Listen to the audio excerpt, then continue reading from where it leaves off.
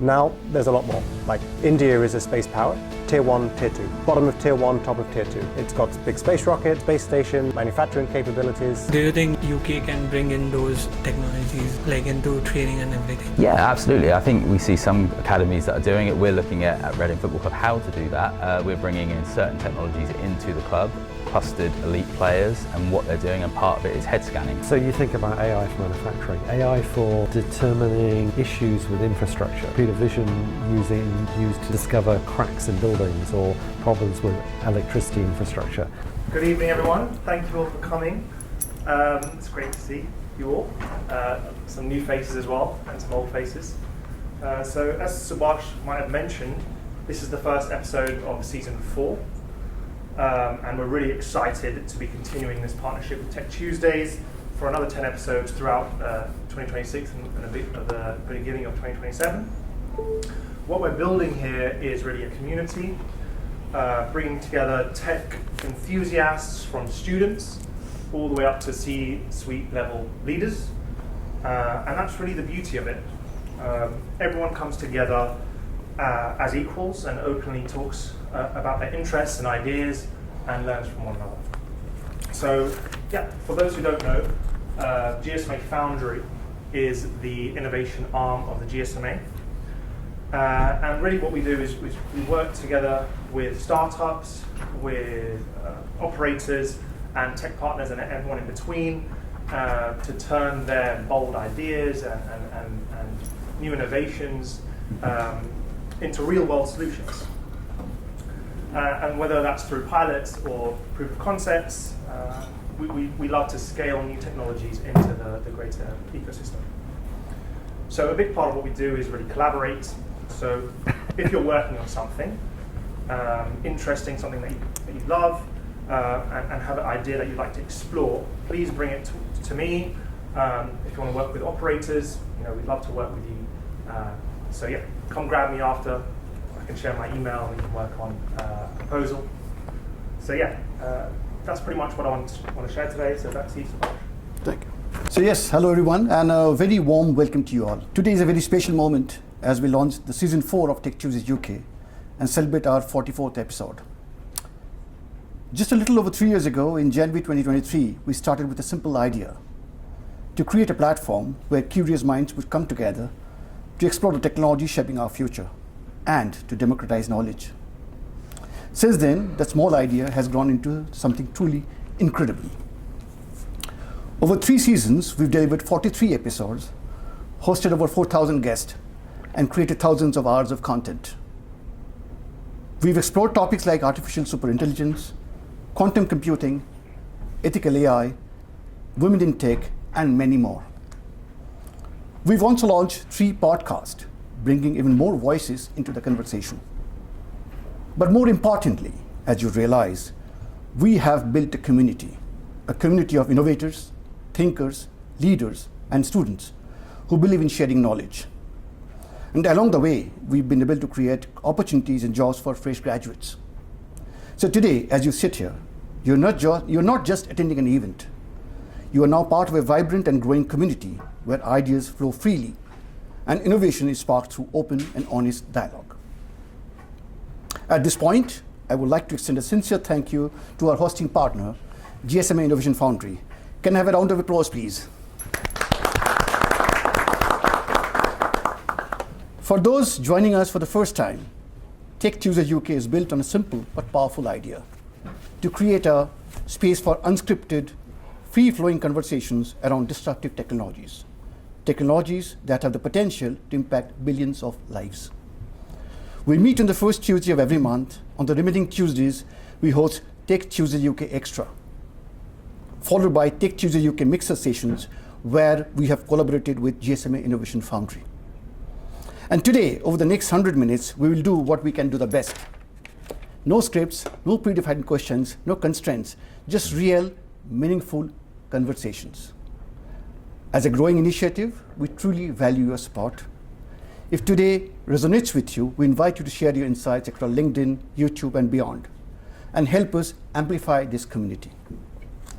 As always, our volunteers may connect with some of you to capture your reflections, and we encourage you to share your experience. So smile. So let's do what we came here to do. Let's challenge assumptions, ask bold questions, and together shape the future of innovations. Now turning to today's topics, which is UK tech and global trends, we are privileged to be joined by an outstanding panel. Let me take the pleasure of inviting them. We've got Dr. Chris Moore from Department of Business and Trade. Chris, please take a seat. We've got James Kimmel from Open Cosmos. James. And last but not the least, we have Stuart Fenton from the Reading Football Club. Thank you once again, but before we begin, one small request. When you speak, please introduce yourself with your name and organization so we can continue building this incredible community together. Welcome once again. Let the conversations begin. So, just to introduce myself, I'm Chris Moore. I'm a technology specialist at the Department for Business and Trade. And in that role, I do a number of things, but particularly I support overseas companies to come and set up in the UK from many markets around the world, both large companies and small companies, startups, entrepreneurs. And I also help UK companies to export and to be successful internationally. I cover right across the technology spectrum, but particularly areas like AI, data science, data infrastructure, data centers, and cybersecurity. But I also talk to companies that are doing technologies that kind of fit in the gaps between those larger categories. And over the years, I've supported companies from many parts of the world, but particularly North America, Latin America, Europe, the Middle East, many parts of Asia, including India, Japan, Korea, Australia. So it's probably easy to say the places I haven't done business with. Haven't done much in China, but I have worked with Taiwan. But in any case, before I go on and let the others introduce themselves, I just want to say a personal thank you to Subhash. It would not happen without his involvement and support. I think Tech Tuesdays is a very special event. It has been running, as you heard, for 43 episodes, and I have been supporting the new season event, I think, for 3 times previously.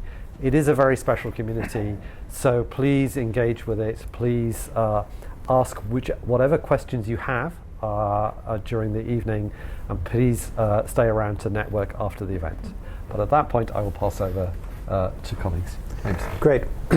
So, hello people. My name is James Kemmel. I'm a vice president at a company called Open Cosmos, which is a UK headquartered space company with global operations and a bunch of factories around Europe and other places coming soon. We've been, I would say, quite famous recently on the back of some moves into satellite communications and a very high-profile radio spectrum award that we've had recently, with a lot of, I would say, geopolitical interest in what we're doing.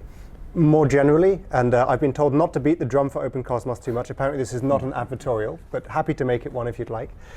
I've been in the space sector for about 20 years, working in public policy, government relations, previously on the leadership team for a very large, one of the foundational satellite companies. But just before I hand over, I just want to know, how many people in this room would consider themselves part of the space industry? And I'm happy to start pointing at people. So you two I know about. Okay. Others? You're users of space data. You have a Google Maps. You're in the data analytics. You take a picture. Who knows where it came from? You're starting to do some analysis of it. You're kind of then part of the downstream or the extended space economy. Cousins, friends. I think through this conversation, it would be helpful to understand some of the new dynamics in the space sector, some of the macro trends, and where we think space might end up playing a more complete role, particularly within the mobile ecosystem, which I guess is of particular interest to this community. Cool. Hi, I'm Stuart Fenton. So you're probably wondering why Reading Football Club have been invited to this event today. So I'm the first head of AI in English football. So Reading, as a football club, we're based in League One. So not the typical team that should be hiring a head of AI, but we're trying to be pioneers in the game. My background, I've been involved in the AI industry for the last 10 years. I'm actually a former colleague of Chris's. I was AI specialist at Department for International Trade, which has now been rebranded DBT. And my role essentially is how do I bring innovation into a football club on and off the field. So historically, teams have very much played the Moneyball route. So the usual question I get asked is Reading playing Moneyball? And I say, no, we play Reading Ball. And what does that mean? That's AI on and off the pitch. So we're not just looking at player analytics and tactical analysis, we're actually looking at the business operations side of things, stadium operations, how we can leverage future networks to be able to drive new revenue generation, bigger fan engagement, and technologies that we've not even seen yet. So we're looking at, as a football club and as a business, how do we operate differently? How do we be pioneers in the game? And how do we partner with the right people that can help us take us there? So I joined the club in August, so I'm about 9 months into the role. We've announced a first big Vision AI partnership with a company called SCORE, who are a French-based organisation. We're talking to a number of tech partners at the moment, a number of universities, and we're just trying to be different as a football club. Every football club's trying to do the same thing. You all want to win, but it's how do you win? How do you find those 1%? Everybody's got data. Not having data now isn't a competitive advantage. It's how you use that data, how you crunch it with AI, how you look at things differently. And part of my role is how do I get Reading Football Club winning football games, looking at things differently and generating revenue for my boss, who is ultimately the owner of Reading Football Club. Looking forward to today, looking to see how we can bounce off each other. We'll probably be looking at space at some point, so we're looking at stadium technologies and how we can use LEO and that kind of thing. Really interested tonight to see what the discussion leads to. So I think what we're going to do now is just go into a little bit more detail about some of the areas that we work with on a day-to-day basis. But we would encourage you to ask questions at any time or make comments, or if you think we're talking complete rubbish, please tell us. But just to begin then, from my perspective, I think if we think about AI in a context of how is the UK doing in AI relative to other places in the world? And depending on which analysis you look at, generally it's perceived that the US is the strongest in AI, closely followed by China. And in fact, there are quite a few reports that have come out that are tracking the progress of AI development in the US versus AI development in China. The most recent one of those that I read suggested that China was about 6 months behind the US, but only 6 months. And I think we've seen in recent times the development and announcements by companies like DeepSeek in China, where they can deliver AI solutions at potentially a fraction of the cost. I think the question you have to ask yourself is, how good does our model need to be to deliver a specific performance? Now, in many instances, there seems to be a race to more and more sophisticated models, with a view to perhaps going to completely autonomous systems that can really think for themselves without human intervention. But at the same time, the needs for AI are often in very, very simple things. So, for instance, I went over the weekend with my family to visit not specifically to visit the Samsung demo center in King's Cross, but we were in King's Cross, and I said, hey, let's go and look at the Samsung demo center. And it was quite interesting to see what they had on show. There were a lot of products that were focused on the domestic environment. In other words, looking at how you would help using AI, using digital technologies in the kitchen, in the living room, cleaning products. And this is not necessarily the glamorous side of AI, but actually, as far as a lot of people are concerned, it's a really critical part of AI, where you can begin to make a difference for people in all sorts of different environments. So, if we go back to, well, that's where the US and China are. Where is the UK in all of this? And again, depending on which report you read, the UK is typically rated as number 3 worldwide. And why is that? Well, first of all, we have a very good ecosystem for early stage companies. So there are something like, well, more than 5,800 tech companies in AI in the UK. Now, a lot of that also depends on how you define an AI company. So is Reading Football Club an AI company? Stuart can tell us that in a minute, whether he thinks that's the case or not. But for instance, there are many companies that are developing AI, but there are even more that are using AI in very specific ways.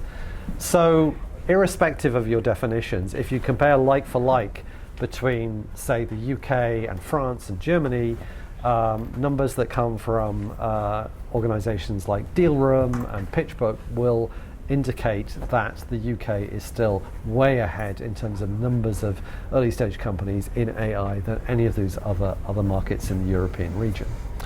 Now, other significant players worldwide would include countries like Canada, also Israel, and of course Japan and South Korea. So there is a lot of competition in that space after the US and China, but I think the UK is very well positioned.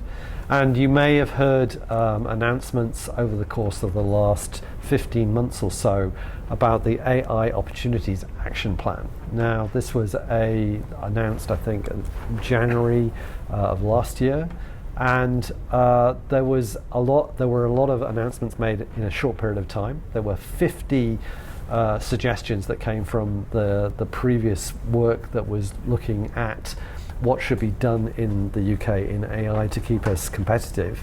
And I think 49.5 of those recommendations were taken up. The half one is they were going to look at it, but not necessarily immediately. Now, a lot of those recommendations now have been turned into concrete actions. And one of the most significant ones is the creation of a series of AI growth zones across the country. So this is creating the infrastructure that will be needed to continue to grow UK AI capability. So not just in compute power, but also creating environments where early stage companies can be located. So 5 of these have been announced so far. So in Culham, in Oxfordshire, so already a nuclear technology campus. Then in the northeast around Newcastle, 2 in Wales, 1 in South Wales near Port Talbot, 1 in North Wales, in Anglesey, which will be the site of some nuclear technology to support nuclear energy to support the development of a data centre. And the final one announced so far is in Scotland. Now, these AI growth zones represent locations where we will see very large data centres, so typically up to 500 megawatts of power. A more typical data centre in the UK is somewhere between 10 and 50, so you get an indication of the scale of these. And also the rest of the infrastructure that will be designed to attract partnerships with larger AI companies and the creation of locations that will be attractive to smaller AI companies. So, with that background, that gives you a sense of where the UK is. And in terms of applications and interesting examples, we'll come back to that later, because I wanted perhaps to keep the theme on AI and pass to Stuart, and then we'll come back and talk about space in a minute. So Stuart, from your perspective, tell us a little about AI and Reading. I mean, from an actual geographical perspective, Reading is, I would say, one of the tech clusters that maybe not recognised at the moment, but when you look at the companies that we have around us, Microsoft, Nvidia, Oracle, we have pretty much every tech partner in our locale. From the football club perspective, it's how do we embrace these companies, not from a sponsorship perspective, because historically every football team in the land wants to just get the name on the front of the shirt and just get some money for it. But it's how do we have meaningful relationships with these tech partners. When I approached the club about what we could potentially do, I always saw Reading Football Club as a kind of a go-to-market team. You can trial, you can validate, you can test things in our environment. Because one of the biggest challenges within football is tech partners trying to get into it and actually understanding how football operates. Football is like no business you've ever seen. They are dealing with different personalities, from players, coaches, managers whose lifetime at a club can, some managers have lasted in football days, some last years. So there's constant change within football. Even my time at Reading, I've been here 9 months. We made a manager change after 3 months of me being here. So anything you build has to be adaptable. And then you have a build and buy question in football. As most people would love to build their own things, actually the cost of doing that, the time of doing that, and the resource available to do that is limited. Even more so for Reading Football Club, where we are a League One club. We aren't a Premier League team that gets millions and millions from Sky deals and TV deals. We get very little from that, so it's how do you be different? And that's how we've pitched ourselves as this validation team, that we can open up the club, we can trial, we can test things, we can try and do things differently, and actually making sure that the tech partners fit with us. Because I get approached every single day. Everybody has the next greatest thing that's going to fix football. It worked in the finance industry, it worked in the oil and gas industry, it worked in the space industry, so it must work in football. I can guarantee you it doesn't. So a lot of the time is finding out, do people understand our industry? Because it's very different to anything else. As I said, you are dealing with multiple personalities, some people who have never used tech in their life. We've had players who have just played football. They went through academy football, they then played football, they train, they play football, they go home. They do not use technology, they've never had to go and do a 9 to 5 any time in their life. And then we're kind of coming in saying, look at this amazing LLM. And they're looking at you like, what the hell's an LLM? So as soon as you say this, you lose them. So a lot of my role as well is translation. How do I take very complicated technology subjects and translate them into football insight? And one of the things that might be crazy as a head of AI, I said there's real death by data. And it's a real problem in the football industry. Data isn't the issue. It's translating that into meaningful insights. Against any other team, everybody can buy data. There's so many data packages out there, there's so many data companies out there, you can just go and buy the data and they give you loads and loads of information. I could give 100 metrics to our manager, say, look what we're doing here. Frankly, he doesn't care. He wants the 1 or 2 metrics that actually mean something to him and that he understands. So whilst it's all well and good, we speak to all these amazing AI companies, all these amazing technologies, for me, it's a translation thing. How do we get it into football? And then how do we translate it to the people that need the data? You can have tons of data analysts, you can have tons of data specialists, but frankly, the only people that really get the insights is the manager and the coaching team. So there's an interesting dynamic in football. We're trying to do things differently at Reading. Other teams have done really well. I mean, we look at Brentford, Brighton. They have, really kind of set their path and how you use AI, how you use data in football to proceed. Other teams are doing that route. We want to put our own stamp on it. We want to be a little bit different, and that's why we're trying to take the route that we're going. And it's not a quick thing. Like a lot of people thought AI is like a light switch. As soon as we turn the light on, you are the most amazing team. If it was that easy, everyone would do it. You don't need a head of AI to flick a light switch. So it's a timely thing. You have to get the data side right. You have to be careful who you partner with. We're very considerate of, we've got players' health data. We're dealing with, we're collecting data points on players every single day, but we have to be really careful about what we do with their data. And even from an academy level. So we run a Cat 1 academy, which is the best that you can get in the country. We're Premier League from our under 8s to our under 21s. But I always call the academy my ring-fenced opportunity because it's children's data. So we have to be so careful about what we do because there's so easy to be, to trip up with this one. We don't want any reputational risk, any data loss.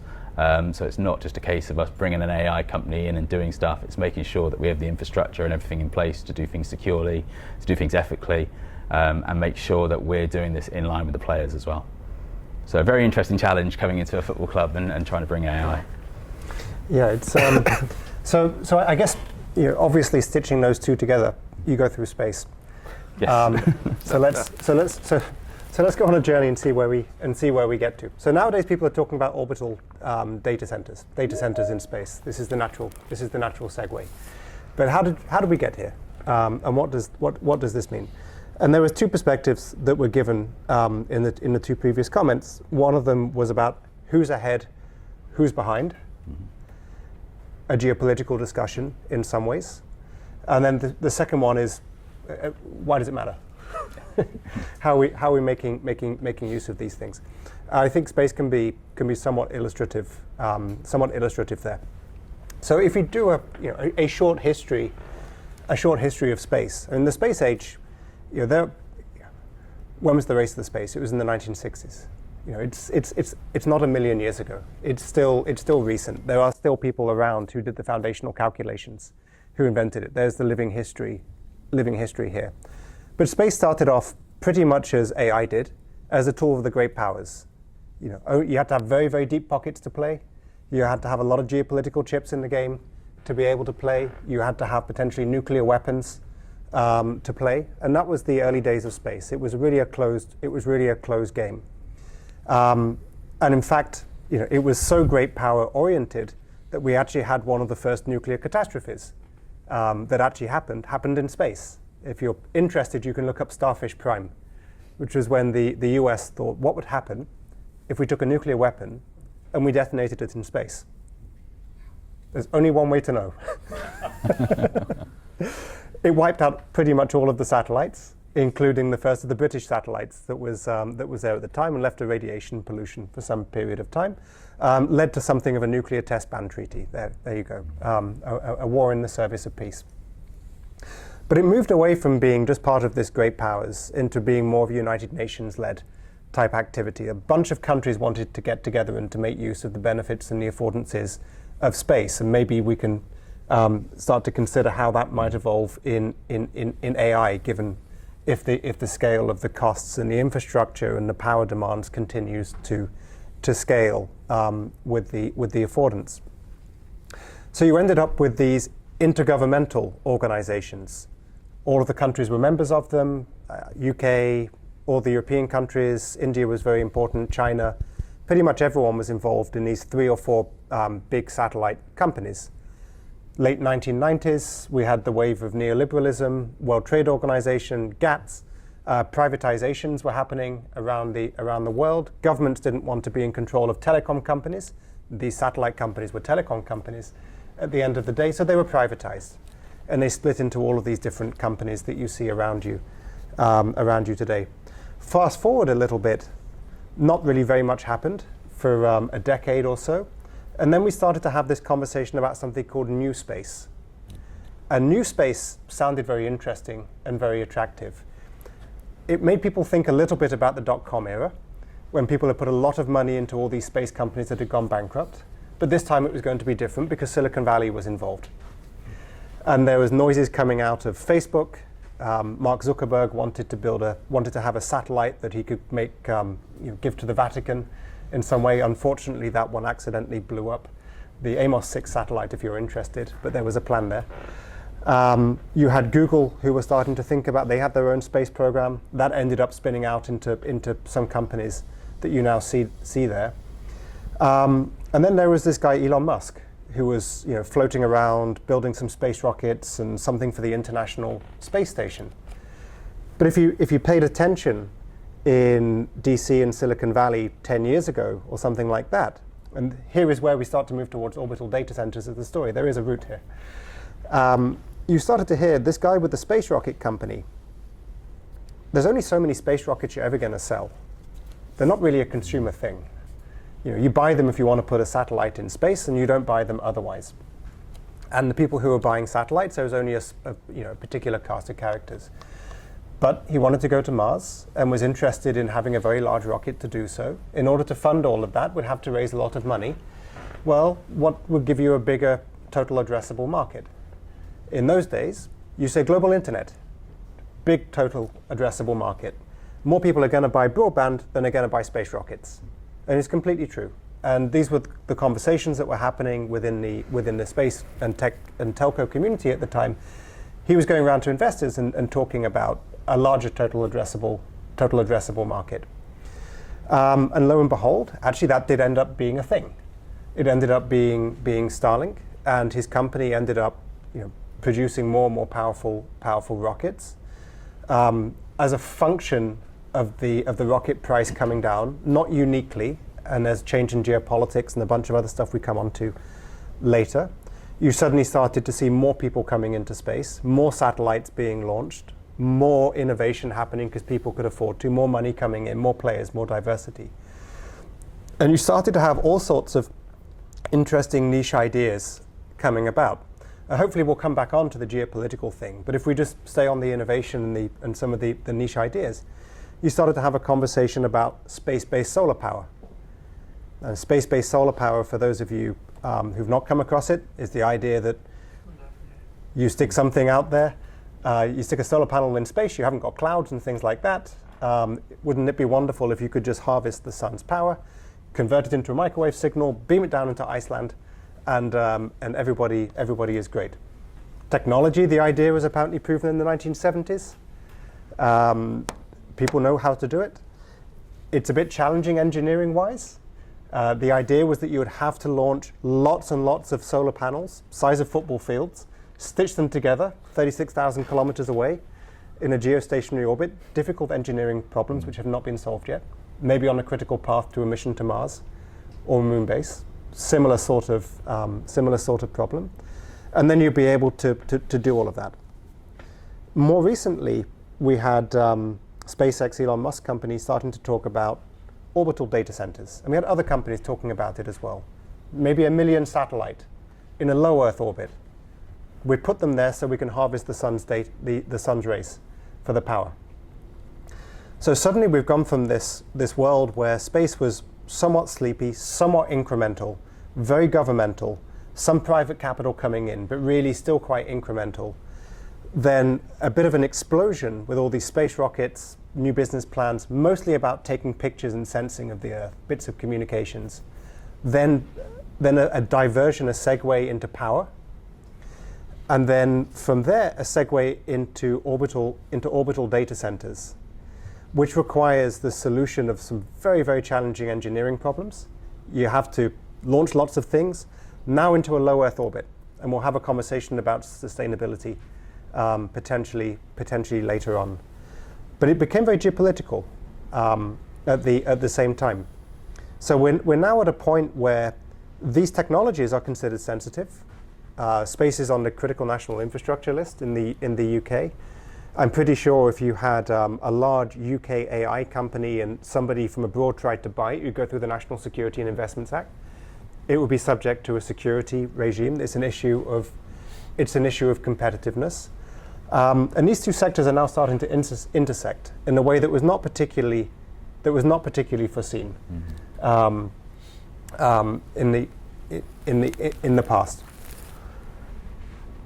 But there seems to be a lot of money, a lot of energy going into it, and it is starting to highlight what some of the geopolitical aspects are of all of this. And my personal concern is that we've seen a lot of the conversation about who's up, who's down, who's winning, and less about how can we create cooperative structures between states to tie ourselves together. Which the GSMA people will know very well. They do that with the roaming platforms, which we discussed earlier. The ITU deals with radio spectrum. Countries get together, they cooperate.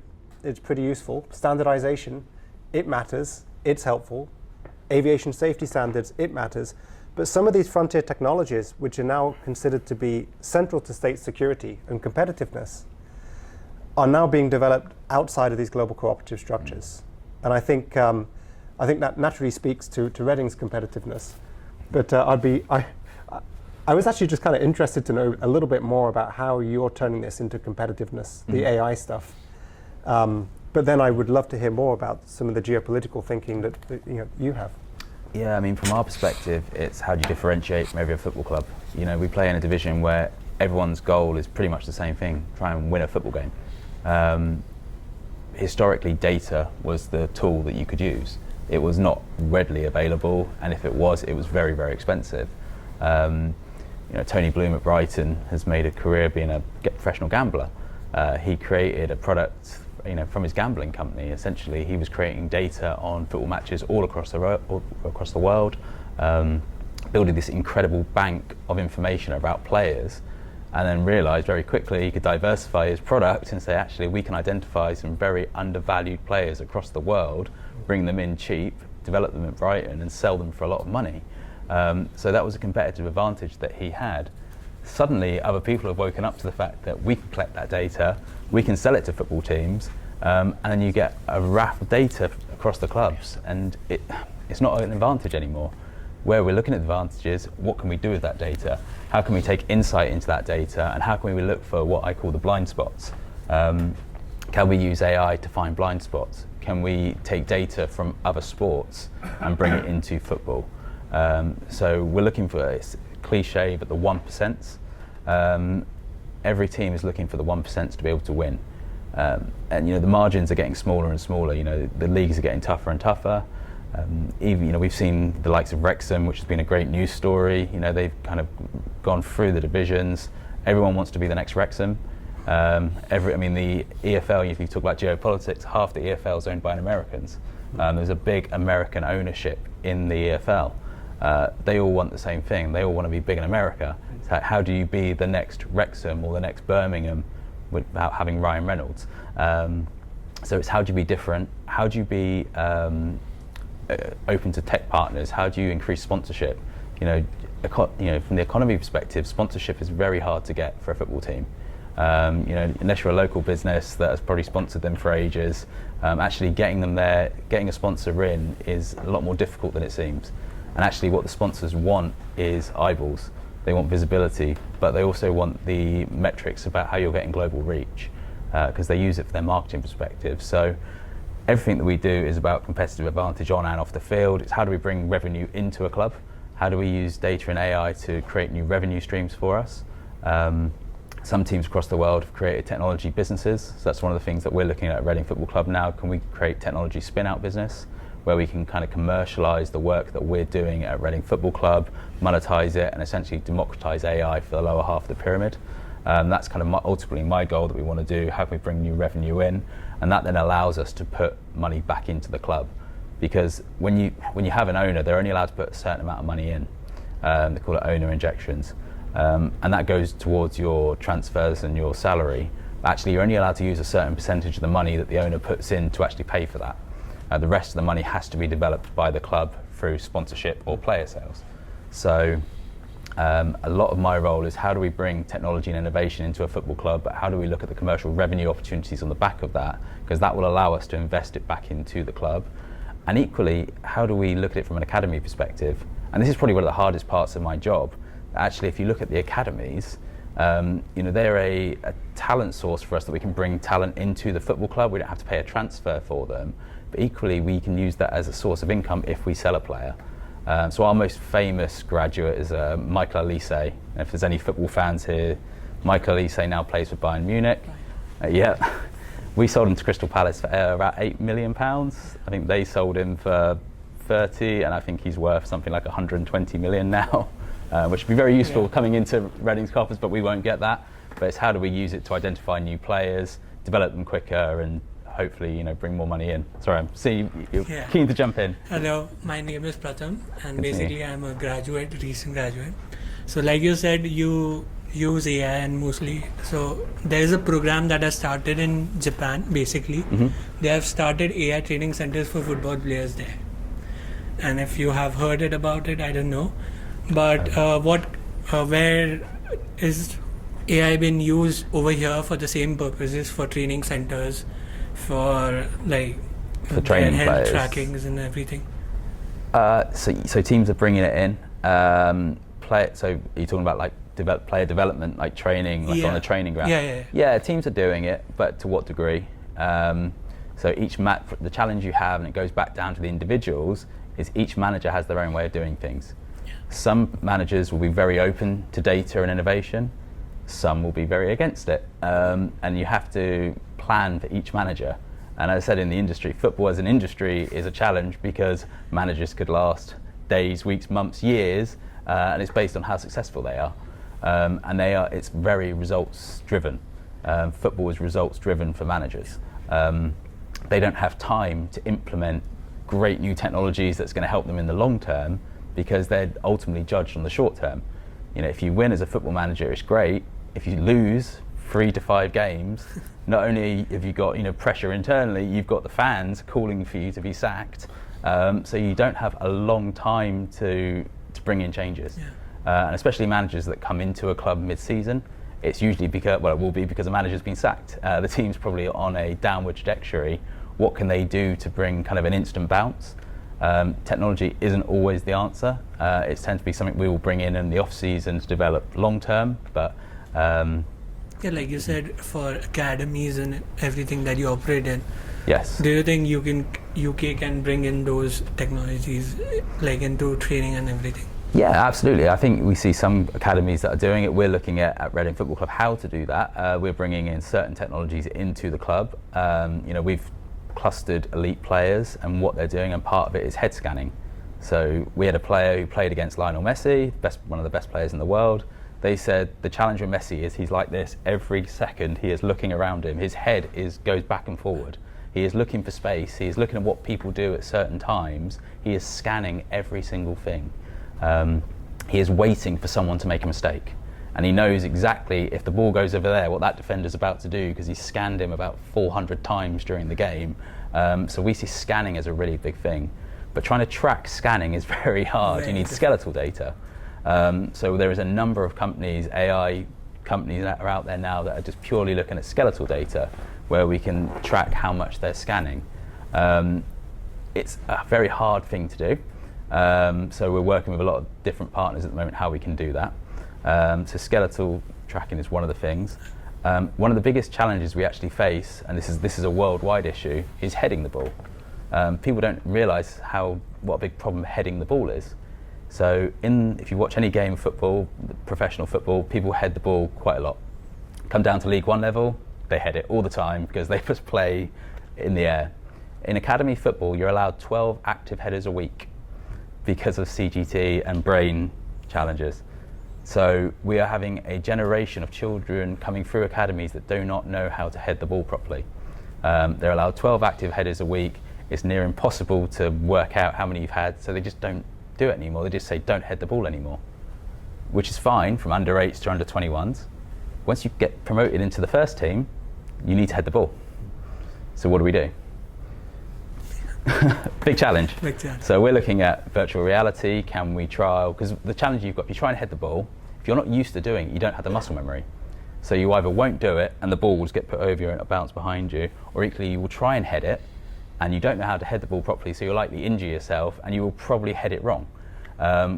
It's a really difficult problem, but it's not something anyone really thinks about. If I asked 100 football fans, what do you reckon the biggest challenge in academy football is? Not many are going to say heading the ball, but it is a huge problem. So it's like, can we use technology to fix that?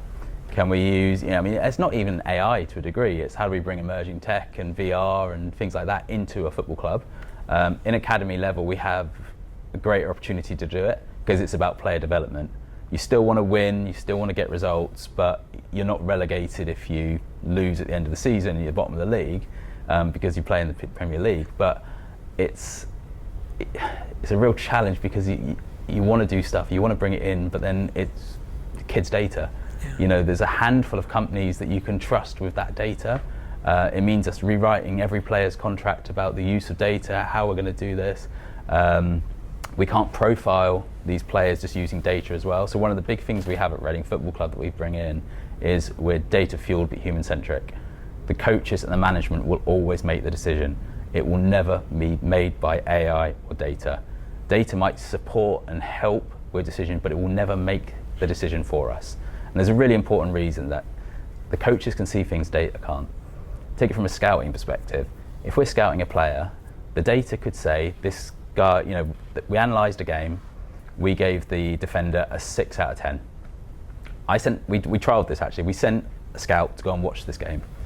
Our scout gave him a 7, and the AI system gave him a 5. And we were like, where's the discrepancy? So I read the scout report from the AI, and it was like, this player got caught out of possession 3 times, he missed all his aerial duels, he didn't win 1 aerial duel against the striker that he was marking, and ultimately didn't look as fit as he should have been. Our scout said the 6'2" defender was marking a 6'7" striker. He couldn't have won any of those headers. This guy wins the most aerial duels in the league as a striker. The data didn't see that. Our scout did. So, and it also didn't say that the other centre back got sent off. So he was sitting in the middle when there should have been 2 central defenders for about 10 minutes. So there's so much things that the data doesn't see. So we have to complement data with human vision as well. And that's why we have this data-fueled, human-centric approach. It will never replace the coaches, the scouts, but we just use it to complement. We use it to fuel them with data, and hopefully find competitive advantage over everyone else. A question for James. So, if you look at the space industry currently, one of the biggest problems that is coming is the space debris, basically. So, because according to Times, last I read a report, there was a belt forming of debris, space debris around the orbital parts of many of the satellites. So, what do you think? How will AI help over there? Okay, well, the good news is that the space debris that we have at the moment is probably as good as it's going to get. Yeah. if that's good news. So how to think about space debris? So when you launch a satellite into space, whether it's a spy satellite, a weather satellite, or communication satellite, or even just like a scientific satellite monitoring the Earth's magnetic field, we're building a few of those actually at the moment. What happens to the rocket? So nowadays you've seen rockets coming back to Earth, etc. But that didn't happen for a long time. And there's a register of the most dangerous objects in space. So these are very large, mostly old rocket bodies or old satellites that have just broken. One I know of got hit by a meteor, little meteor. Happened. It was perfectly happy in space on the way to its trajectory, beeping quietly, and then there was a Perseid meteor shower, and then suddenly it completely lost all power. And the most likely assessment was that a small meteor went through the fuel tank and just took the whole thing out. So you've got bits of debris. You've got these old satellites that have sort of people have just lost them somehow. You've got these rocket bodies. We haven't had a lot of collisions in space, but we have had them. Back 15 years ago or something like that, there was a collision of an American communication satellite with an old Russian military satellite that wasn't being used anymore, Iridium 33 in Cosmos, and they clashed and they created this huge debris field. Countries also like to show that they had the ability to blow up satellites, something called ASAT tests, anti-satellite tests, direct ascent, now banned pretty much. But countries demonstrated this capability. And what they would do is they would launch their own satellite into space. They would then fire their own rocket up into it and blow the whole thing up. Say, look what I can do. Like, I can do this. Not everybody can do this. This is a good thing. And then as it turned out that you can do that better or worse. You could imagine smashing it in such a way that the pieces just go everywhere. You can imagine smashing it in such a way that the debris kind of comes back and burns up in the atmosphere. Well, countries did both.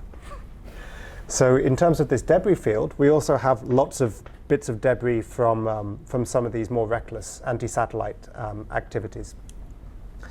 So we have debris. You can think of these as uncooperative space objects, bits of paint, things like that. Really small one can destroy a satellite. When you start counting these things, you can say, okay, there's only so many rocket bodies. There's a small number of rocket bodies. Okay, there's a few thousand, maybe thousands bits of space debris of a size, that you could put onto a table and you'd think, okay, that looks serious. But these things are flying around at a very, very high velocity. And you have the biggest class, and you're now in the millions, of what you call lethal non-trackable pieces of debris. You can't see them. They're too small. Could be bits of paint and things like that. These things are able to destroy a satellite. And unfortunately, these things are not very cooperative. So you don't know where they are, necessarily. You have some idea, but not all the time. They could be in a very nice and stable orbit, where they're going to burn up in the Earth's atmosphere as the friction just sort of says, okay, fine, you go away. By the way, not everything that's supposed to burn up in the Earth's atmosphere does. We've had some man-made meteors. We've had, in fact, the former head of the Polish space agency lost their job after one landed in Poland a year or so ago, something like that. We've seen man-made meteors landing in Australia, in Canada, elsewhere. There was an amicus brief that was put before the US courts, the FCC, sorry, a few years ago, which said it's a matter of if, not when. we start to see conjunction with a ship or an aircraft from these things. So the debris aspect, the man-made meteors, matters. But what do we do about it? So you have some rules, you have some standards that you're supposed to build your satellites in such a way that they break up nicely in the Earth's atmosphere. That's okay. That's good. For the really, really big things, and here we may get into intersection with robotics. You have, my favorite company in this area is a company called Astroscale, and they do Japanese space robots, which is just a very cool idea. And the missions that they're doing, these are still very early stage, will be to go and they'll try and grab one of these really big rocket bodies. The one that they were going to do first is a former Japanese space rocket. And they went to it and they took the pictures. It's quite amazing. And you see pictures of this old rocket body just floating peacefully in space. All in one piece, didn't break up, which is good. So you can deal with some of the big ones. Some of the little ones you can't deal with. So you try and deal with it with a risk management approach. Build your satellites so that they don't break. You deal with it through things such as, can we just not blow up satellites in space purposefully? So let's not do that. The challenge in space sustainability, though, the frontier challenges, does come back to this cooperation problem, which I think is a real thing. And it's not a kind of like a happy clappy, we're the world type thing, though, I do lean that way a little bit. It's more to the fact that now you're having lots of countries planning to launch lots of satellites. And these systems will not be built to be necessarily interoperable or speak with each other. These will be large constellations from China, large constellations from the US, other ones as well. They may well be used for military purposes. So the SpaceX satellites have got very, very clever collision avoidance. I'm sure the Chinese ones do as well. They can whiz around all day and they can never bang into each other. But there's a bunch of other stuff which is flying through them. There's a bunch of other stuff which is there, maybe coordinating with them, maybe not coordinating with them, maybe the error in their position isn't as well known. Maybe you just have an error at some point. And we're also seeing a rise in space war set of activities. We're not just blowing up satellites, you can also deny them, you can spoof them, you can try and do other things. It was finally reported in the FT a few months ago that there was the Russian Lush satellite had just retired after its glorious voyages, where it had been going around a whole bunch of mostly military satellites and just going really near them. Really near them. The article didn't say what it was doing, but it was either looking to see if it could intercept them, to hack them, or to destroy them for vulnerability, or even just to show that it could do the maneuvers. Because doing gymnastics in space a long way out is quite impressive. Apparently China's very good at that as well. And space is now multipolar. It used to be the case that you had 3 tiers of space powers. You had 1, 2, and 3. Tier 1 space powers was very much, USSR, then Russia, US. Then China started to come in. You had tier 2 space powers. UK sat in there. Maybe the EU sat in the tier 1 with all of its systems as well. And then there's a tier 3 that was everyone else.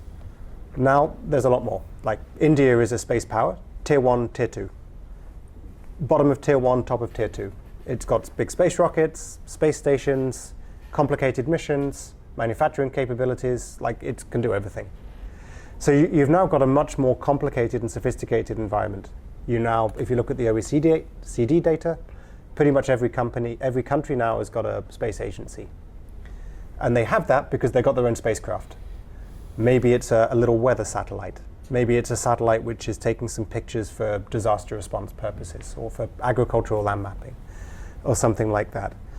But the sustainability thing is really big. How do we cooperate? How do we maximally exploit space while preserving it? The Brundtland definition of sustainability, preserving opportunities for future. And honestly, it's a very fraught environment. We can discuss this more. It's a personal hobby. Please. My question is to all 3 of you actually, and probably it would be a good idea if you build on it. Basically any system or any industry works on an ecosystem, as a satellite industry or a sports industry cannot work in isolation, and Britain is actually good at building ecosystems around industries. And so for example, football, we have students being taken from the schools, right, early schools, and this entire thing floats. And luckily for Britain, our English sports are quite popular across the globe anyhow. So we pick up a sport, quite billions of people follow those. So question to you three is, as an industry, basically sports or anything else, how it is going to, or what, how we are using AI to build these ecosystem or enhance these ecosystems we have, space, football, any other industry, and how are we using it to build our positioning ourselves in as a better trader or better trade systems. So let me start. Sorry, I'm Piyush Jain. I work as a consultant, and we have a consultancy around business transformation, sustainability, and tech. Thank you. Good question. So let me start and set the scene a little bit with what happens across a multiple range of industries in the UK. I think the UK is very good at creating new AI companies, but they're only as good as the customers that they can sell their technologies to. And therefore, there are many UK companies that are looking to find customers all around the world. But I think UK research and innovation has been, and Innovate UK has been quite keen and has invested quite significantly in building relationships both on a national level, so within the UK, but also on an international level. So there have been quite a lot of relationships built with countries like Canada, with France. Across the European region, obviously the EU has been doing a lot of that over the years. But I think now that the UK can participate again in EU Horizon programs, that is a very significant change, and I think is very beneficial. But we also have to think about how we engage with other markets where we don't have that European construct, or there hasn't been necessarily such a strong traditional relationship. And I think there are opportunities to build those kinds of consortia, but I think this is where free trade agreements can also play a role. And in fact, having been indirectly involved with some of the construction of the digital aspects of some of these free trade agreements, it's very clear that AI is an integral part of many of those. And recently, with between the UK and India, for instance, with the free trade agreement, and then also the AI summits that have taken place in different parts of the world, and most recently in India, these forums are really, really important to build international trust. And without the trust, there is no development of technology internationally. And I think the UK is very committed to that. And I talk to UK tech companies all the time, and most of them say things like, we don't want to sell our technology just in the UK or just in Germany. We want to be everywhere. And the more successful companies recognize that they need to set up a presence in certain key markets. They need to work with other organizations, other groups internationally as well. So it is, I think from the UK's perspective, much more about collaboration than anything else. But like you said, James, there is still that ecosystem where you get that feeling that it's a racetrack and it's a battle between some countries. And I think the UK is trying not to go in that direction in the same sort of way. And when I said, UK is typically number 3 or number 4, depending on which research you look at, it's based on what we have on the ground more than what we have stated to be. But I think it's something that we all need to pay attention to, and to make sure that these things don't drift off in a bad direction. And I'm not going to talk about geopolitics particularly, but we can't help but notice that we are in a very difficult situation internationally from a geopolitical standpoint, and therefore it is in all our interests, I think, to build cooperation and collaboration internationally as effectively as we can. The racetrack analogy is interesting because football, you have league tables, and they're each competing against each other. I think the challenge is teams are very siloed in what they do. Some people won't talk about anything they do because they don't want any other team knowing they're working with company X. They're under NDA, we're not going to tell them that we're working with you because we get a competitive advantage. If another team finds out that we got a 1% advantage from you guys, they're going to bring you in, and suddenly our 1% goes down and they go up. What we have seen though is big tech companies doing league-wide collaborations. So AWS, for example, did a league-wide deal in the Bundesliga in Germany. I think that's where we'll see the collaboration, is when you have league-wide deals. From an individual team perspective, it will never happen because they're just competing against each other. And it is that competitive advantage you want over other people. But when you see these league-wide deals, I think that's the only way that you get it.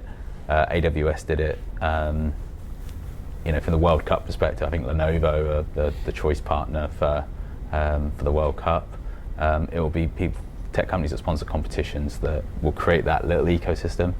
And then you might get some clubs who have own multi-clubs, so multi-club ownership, where they might have 4 or 5 clubs around the world that they own, that suddenly they might share information between them all.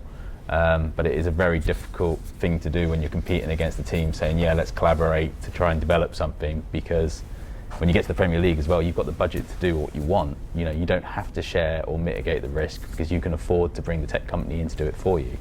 So it's very difficult in football, and that's one of the things I've found coming into the industry, that there isn't a lot of collaboration. It's very much, we want someone, we're not going to tell anyone we're working with them, because we want that competitive advantage. We've been slightly different. We went out and announced who we're working with because we own some of the IP. So we try to do things a little different, but we are probably in the minority of that. That's also our position in the football world. We're a League One football club. We need to give that PR and marketing to the partners that we work with, so they work with us. Obviously having the head of AIs opens a ton of doors for us, but we also say by doing this and partnering with us, we will actually shout about what we're doing. We always say, and we've got American owners, we'll never give the secret sauce away, but we'll give you a flavour of what we're doing. So it's slightly challenging in an industry where you compete for prizes and to win. I don't know, in the space sector. It's the opposite. Yeah. Yeah, it's pretty much it's pretty much the opposite, and it's actually very similar to the. I was at Mobile World Congress, as I think probably a chunk of people here were as well, and you can see who's talking to who. Partly because they were making announcements about them and doing press releases and things like that, but you can see which handsets are working with which operator and blah blah blah. You can see all of that, and actually the space sector is very similar as well. You do have a bit of a trend towards verticalization. So you have some of the space rocket companies saying, oh, maybe I could make satellites. You see some of the people who make satellites saying, oh, maybe I could go into data analytics and do X, Y, Z. The company I work for has made a couple of acquisitions. They're all doing it in a slightly different way. But otherwise, if you go to the big industry events where you have all the big companies there, and you go into the sort of the VIP networking rooms where you have all the bosses of all the companies, you see who's talking to who. And then you see everybody is looking at who's talking to who. and that's maybe an application of your scanning. Yes, yeah. You could then figure out who's done the thing. And then the most interesting ones are the events which are then hosted by the law firms who are working on the very secret transactions. And then you're really interested in who's talking to who, but they won't tell you what's going on. So the ecosystem has really changed, particularly as it's blown up in recent years. You've got all these countries now in space. You've got many more companies in space. You've got much more demand for different sorts of spacecraft. It's easier to get stuff up. So you've actually got more diversity and more resilience in the market. As a consequence, countries now have started to say, we're interested in these Scrabble chips, whereas before they were just, there weren't so many Scrabble chips in the bag.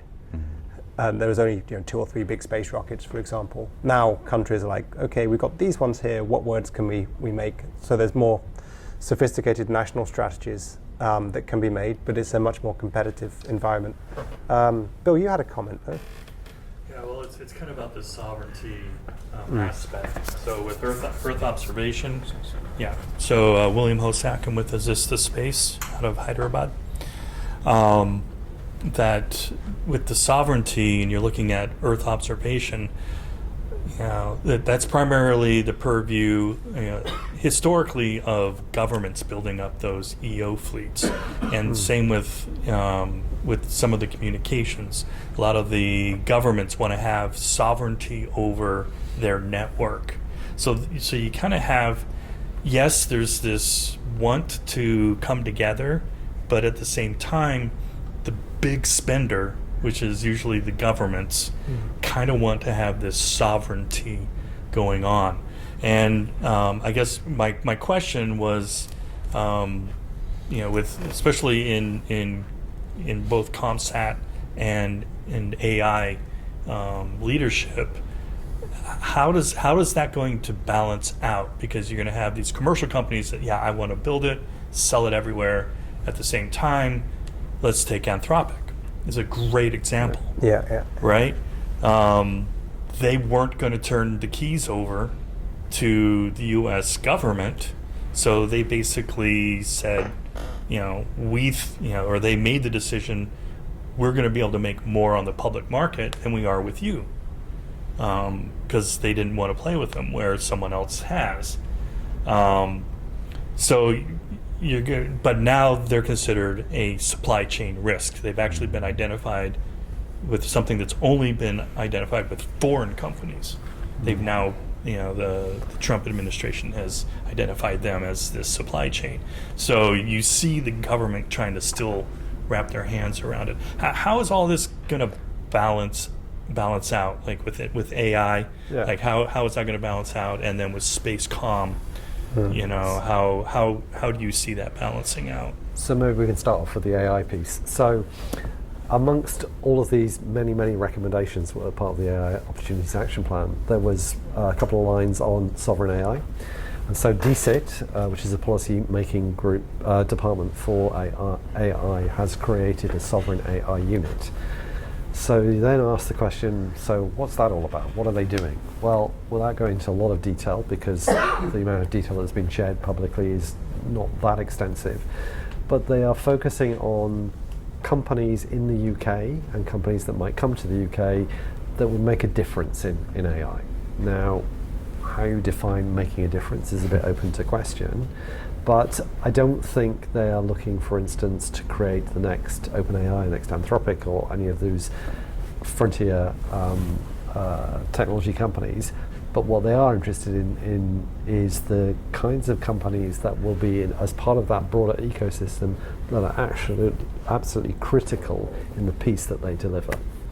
So I think there's an understanding in the UK that we're not going to create the next world name in AI that will deliver huge models like some of these other large international tech companies. But I think there is the understanding that the UK is the home of innovation, and that we will be producing some companies that will be strategically very important. And that may be not just in the software and the models, but also in the materials. So thinking about semiconductors as well, that will be important for AI over the longer term. So sovereignty in space obviously has got a very deep intertwining from its foundings in this sort of great power, part of the nuclear chain type things. Nothing says sovereign like nuclear weapons. It's but there is now a more sophisticated discussion happening, which is around practicality. What can a country, particularly a country which is not a global superpower, what technologies can it meaningfully assure itself through having either strong relations, so it takes risk, but it takes mitigating actions with those relations, or having end-to-end nationally separable capabilities, which is a term that you never really heard until about 12 or 24 months ago. But now you hear quite a lot. I mean, in space, there's been lots of examples of where countries and users have been caught out. You take Earth observation that was denied into Ukraine publicly. You will have seen, Bill, in the last sort of couple of weeks, the Earth observation commercial companies in the Middle East have made announcements about the fact that they're now delaying providing Earth observation data for, 48 hours or something like 14 days. So they're not giving real-time data anymore. So they're playing a role within a conflict. As they're making active decisions based on all of that. There had been threats of GPS denial to European countries before if they didn't participate, or if they participated in a particular way in a conflict. of course, the UK left the European Union and lost access to the PRS, the secure signal of Galileo, that was being developed, and also EGNOS, which was a positioning system used in airports, and also a say in continent-wide major sovereign space systems around satellite communications. So, unfortunately, the sovereignty thing is there. I think, if we sit here from the UK, my suggestion would be, move very quickly. And there's a Suresh and I were talking the other day on Jugaad innovation. There's a paper that was written by actually my old one of my old supervisors on Jugaad innovation in space, frugal innovation in space. And he looked at the case in India. He's Indian. And he effectively said, look, it's a resource-constrained setting. They didn't do anything that was particularly unusual in space, but they were really good at it. They were very efficient, managed to do missions on a fraction of the price of anything that NASA would even think about doing. And in fact, most other countries would never think about doing these sorts of missions to Mars or to the far side of the moon on these sorts of budgets. But, took a limited scope, reused, found a way to cut, and did it. And India was quite pathfinding in that way. Through that approach, they managed to demonstrate and build up a national space capability. So they now have end-to-end sovereign systems. And if you look at a whole bunch of, for example, European countries now, they're now starting to realize that having national space systems for Earth observation, etc., is quite critical. And they're trying to follow similar approaches. How can we do this in an efficient way? How can we defray costs? How can we do infrastructure sharing? How can we reuse stuff? How can we partner with other companies and countries in order to do all of this? And some of them are just struggling because they're doing this new. Jaideep Prabhu's paper on frugal innovation in space more or less said India did it quite well because it was quite experienced in Jugaad innovation, and it was something that it had experience of employing across public sector programs before. So conducting frugal space actually was quite a native strategy, and it was very efficient. But I think there'll be lessons from the Indian case. I mean, I think many countries would like to get to where India is as an aspiration, but sovereignty certainly is the word of the day. I'd like to take the conversation in a slightly different direction, but I think there'll be some resonance with both of my colleagues here. When we look at everyday consumer applications and we look at industrial applications, one of the key uses of AI is AI in robotics. And the UK is quite good in that respect. And I was both listening to a presentation at a conference, but also even listening to Farming Today on Radio 4, which is not my normal listening digest, but still, this particular program was all about the use of robotics in agriculture. And of course, robotics have been in manufacturing for a long, long time. And you could imagine that agriculture is like an aspect of manufacturing in some respects. But we now have centres of excellence in robotics in places like Bristol Robotics Laboratory, up in the University of Manchester, but also at the University of Lincoln. And they have a development centre an innovation centre for robots for agriculture. And these robots are now very, very sophisticated. So they are now capable of collecting very sensitive crops like strawberries, raspberries, mushrooms. So already robots are being used extensively in agriculture in the UK, and I think this is the tip of the iceberg. For those of you who look at press reports on robotics, you will probably have seen Chinese robots doing very exotic things, from kung fu dancing or fighting or whatever you like to call it, through to other forms of acrobatics. So my question to my colleagues here is, how long will it be before we see, first of all, robots in space? I'm sure they're already there to some degree. And also, should Premier League footballers be worried because they may be being replaced by robots over the longer term? Robotic footballers, physios out of jobs pretty quickly. No, I don't think we'll have, robotic football. I think one area that we potentially see it is in the cameramen and women, where you could essentially put robots in, doing that. But no, it's not something that I've encountered much in discussions. We talk about like the camera technology and where you can put things like on drones, and you can have, robotic stuff around the edge, like where they could put cameras. But I can't see it anytime soon in football. Could you the concept of esports, which is where clearly you're not really watching a football match in the traditional sense, but you are watching a digital interpretation of it. Yeah. Could you envisage, for instance, matches between different robotic sites? Would that be something that could be interesting? Esports is fascinating for our perspective when we look at the kind of the younger generation of fans now. It's something that I get asked a lot, in 30 years' time, will esports be bigger than live sports? And I go back and forth on the answer. Sometimes I think yes, sometimes I think no. It's a huge growing trend, it's getting huge sponsorship. I actually speak to football agents, and they are telling me they have as many esports players on their books than they do football players. It's a growing area. Things like Twitch, I've got 2 young children, they love watching people play games. I personally don't watch them, but they love watching because they can then go and play the games, and they try and replicate these people. I spoke at a school a couple of weeks ago, and I asked, what would your dream career be?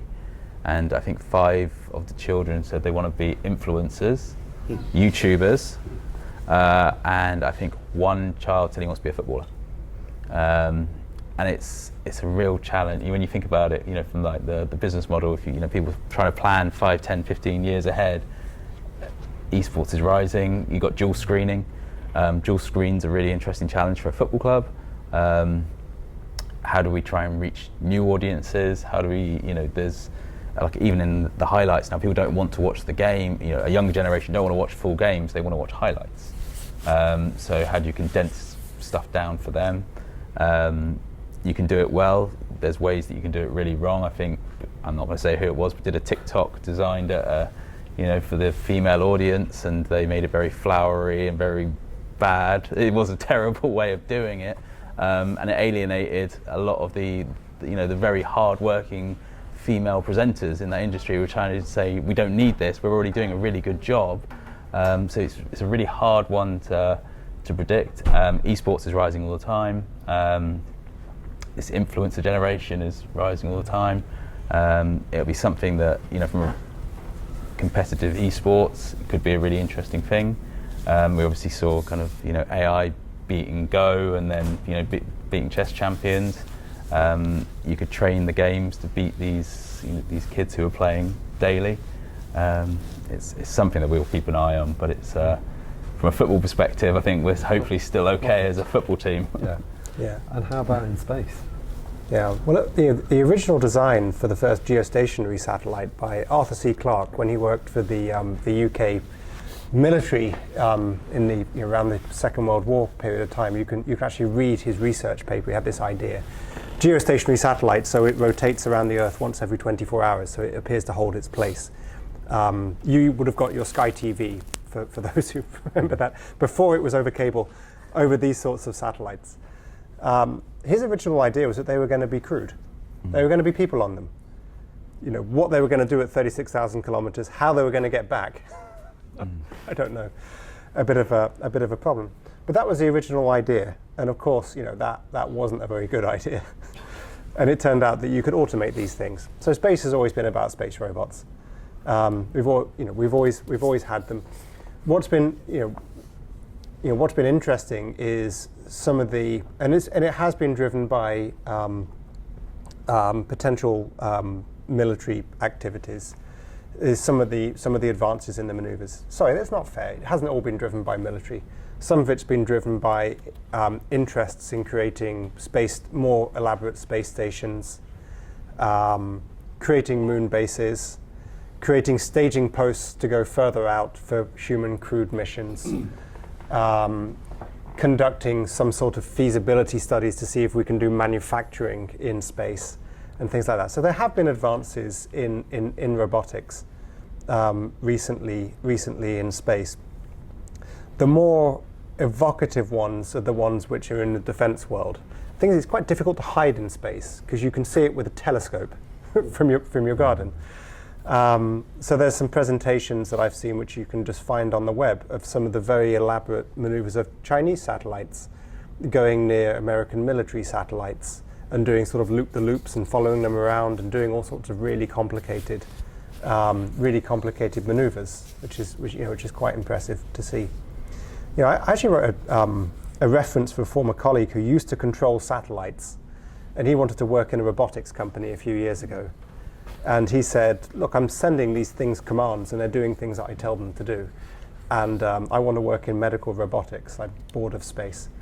And I'll just tell them it's like another robot. And I just did robotics and that's all okay. And they brought it. And he was there for a number of years and it worked well. And, dealing with the satellites was quite sensitive. Dealing with medical robotics was quite sensitive. Good attention to detail, technical skills. I'm really fascinated by this conversation on robotics, and I'll tell you why. My name is Nitin Dahad. I'm executive editor of EE Times, which is the world's leading publication for the electronics and semiconductor industry. I've got people at the NVIDIA GTC conference this week. Last week I was at Embedded World in Nuremberg. We had people at Mobile World Congress. I was at CES.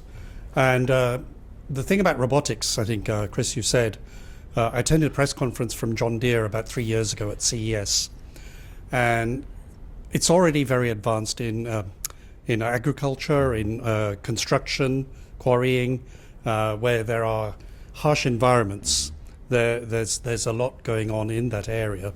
And then I interviewed the ex-defense minister for Latvia, who's been working on the drone technology in the Ukraine war, and there is a lot of development over the last 2 years, 3 years, 4 years since the war started, in drone technology in Ukraine and Latvia and all those countries around there.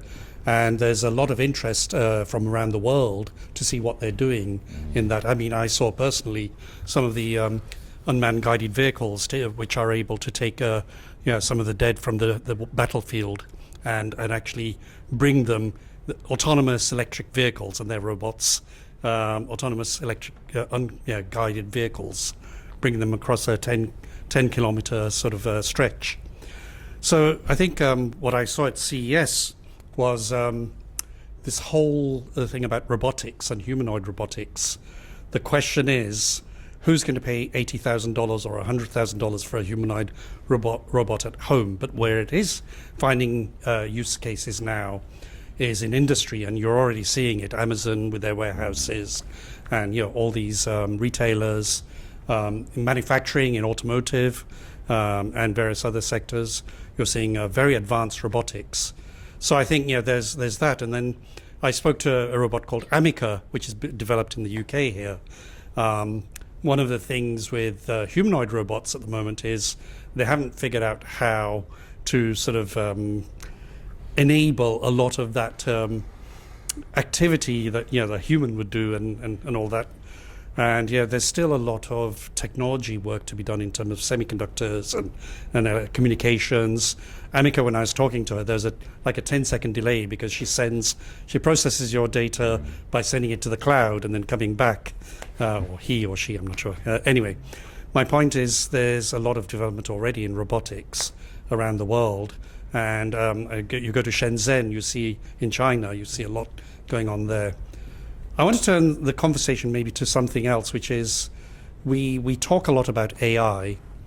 The one question I always ask companies when I interview them is, how are you going to make money? What's your business model? There's so much investment. The only company making huge amounts of money right now is NVIDIA, building the data center infrastructure. But now, if you see this week at GTC, they're talking about inferencing. Last week at Embedded World, and if you talk at CES, everybody's talking about putting that intelligence at the edge. But nobody's really worked out how to make money from that. For you, Stuart, it might be different. It's how much do I invest to get a return on that investment in the players, the club's bottom line. For you, I think it may be around how do you sell your data or whatever you are doing. But I think for the 5,800 companies you mentioned, AI companies in the UK, the biggest challenge is going to be money, how to make money, how to commercialize. A lot of them will fail. So my question to the panel generally is, there's all this AI hype. There's only a few companies making money, maybe one or two. Where is it going to come from in terms of return on investment? I think the most successful AI companies in the UK are going to be those that develop something that uses AI technology but for a very specific application, often to do a much better job at something that can be done already, but just it's tedious or it's very time consuming. So you think about AI for manufacturing, AI for determining issues with infrastructure. So computer vision used to discover cracks in buildings or problems with electricity infrastructure. I think those kinds of applications of AI will become very... But it depends on somebody investing in that technology to do it, and they need to figure out how they're going to justify that investment. Also, what's the business model to actually buy that as well? I think a lot of investors are very happy to invest in AI companies right now because they see... Well, I've spoken to quite a few VCs who've said, well, of course, everything's got AI, therefore we're not going to invest in a company that is not based in some way on an AI principle. But at the same time, you have to understand how you're going to make money from this. And therefore, some companies, it's very obvious. So if you're selling a computer vision system that's going to be used for monitoring bridges or whatever, that is a requirement for cities or for infrastructure providers to maintain. So there are other alternatives, but the other alternatives can be very expensive or just not very effective or too slow. That's why I think AI for very specific applications will be highly beneficial, but not for everything. And this is what I come back to the point about how good does a model need to be? It needs to be good enough that it solves the problem, but it does not necessarily need to be the best in the world. And therefore, I'm a great believer in the development of narrow models or small language models, highly focused on a given industry. So thinking about energy, for instance, and you think about an energy scenario where you have multiple teams of people who are just maintaining the infrastructure as it is. So your gas central heating engineer who comes around and looks at your boiler and says, yeah, it's not working. Okay, let me look at the manual. If that was assisted with AI, and to some degree it already is, then suddenly you make each of those engineers way more productive. And I think it is about driving productivity across a broad range of industries. So I don't think we necessarily need bigger, more complex, more sophisticated models that cost a huge amount of money to develop and to use. We just need things that are finely tuned to real problems. Yeah, I mean, if you think about your prototypical Earth observation satellite, which is a metal box at 400 kilometers with a camera and some electronics in it whizzing around the Earth. Taking pictures when you ask it to take pictures and then recharging its battery when it's not doing all of that, periodically dumping those pictures to the ground when it flies over a ground station. The application of AI, which we're already doing and you're already seeing, is for onboard processing. An alternative way of getting the data off your satellite rather than waiting for it to go over a ground station, which might be okay if you don't need the data that particular second, but if you're in a crisis, a rapid onset crisis situation where you're having a flood or an earthquake or something like that, timing might really matter, or the data might be used in a real-time process. You need to get that data off much more quickly. Now, at the moment, one of the few ways of doing that is by space-to-space communications. So your satellite is whizzing over the Earth, you fire it to another satellite in the geostationary orbit, that it can always see, and that can always send it to the ground straight away. Those links are very bandwidth constrained. You start sending big pictures and videos, oh dear, you're going to burn through your phone bill very quick.